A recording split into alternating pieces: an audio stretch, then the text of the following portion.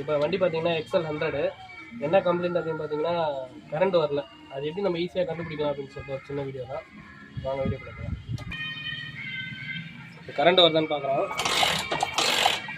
Current வரல. First வந்து pickup coil line கரெக்டாக வருதா அப்படின்னு சொல்லி பார்த்துக்கலாம். பிக்கப் காயில் அதாவது இன்ஜின்லேருந்து மேக்னெட் காயிலேருந்து போகிற அவுக்குறோம். மல்டிமீட்டரில் செக் பண்ணலாம்.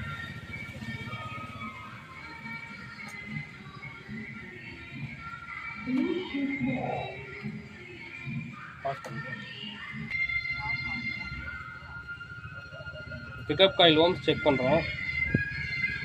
பார்த்தீங்கன்னா 135 140